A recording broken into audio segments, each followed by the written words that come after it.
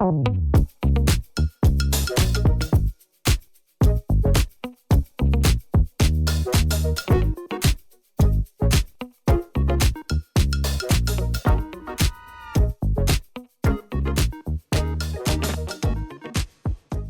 I'm interested because people, when they think about sales, I think they always think about doing stuff, turning out, knocking on doors, having conversations.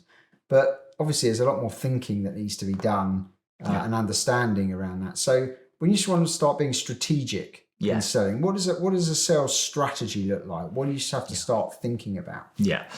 Well, I think sales strategy is it should be completely blended with marketing strategy, which is the bigger picture. Because sales strategy is just part of the overall marketing strategy for a business, as far as I'm concerned. And I think where I would traditionally think of a sales strategy would be, how clear are we on things like what is our ideal product mix? Which products do we want to take to market? Why? Why are we choosing those ones? Some can be good foot in the door products and get us in there, and then we can build a relationship from there. There's all different strategic reasons why you would go to market with certain product mix. And then there's, of course, the customer mix. And that particularly blends in with the marketing strategy of what is our target audience. It should follow on from that. So therefore, what does an ideal customer look like?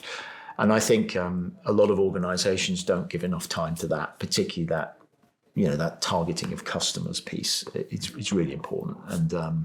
And I think I've seen salespeople waste a lot of time going out to see things that was never doable in the first place. So, the strategy should start there. Then, of course, you've got the overall thing, what revenue are we trying to achieve, and then work that backwards. I think I'd expect to see a good analysis of ratios. A lot of people think sales is a numbers game. It's not. It's a ratios game. You just got to understand where are we hitting and what are our conversion ratios at each stage of the process. So once that opportunity turns into a discussion with a customer, once the customer says, I now want to talk to somebody, that's to me when the sales process starts.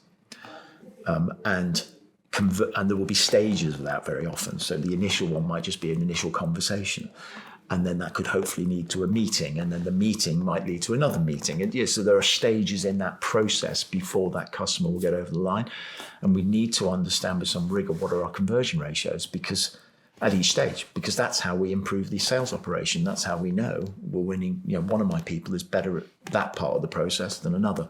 So that's what I'd expect in a good sales strategy, is a breakdown of those activities. And generally speaking, it's quantity, direction, and quality of activity. A good sales director will be looking at how much activity do my people need to do, given our ratios. Mm-hmm. Where are they aiming it, which is product mix, customer mix, and how effective are they when they get there, which is the ratio piece. How are we measuring that effectiveness? How many, when they get in front of an opportunity, how many are converting into business?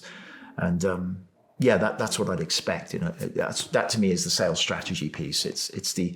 I think you often use some sales activation, but that's it. That's what they should be doing at that stage and be all over that. And of course, technology has helped with that a lot. You've got a lot of good CRM systems now, so there's ways of measuring it. I do feel very often when I start working with an organization, my attitude is start with a piece of paper, because actually you can track all this on a piece of paper. You don't need a glorious CRM system to do that. You just need to know your numbers and be tracking it. And most salespeople are perfectly capable of doing that themselves. But I think CRM can help with it once you get to a certain scale.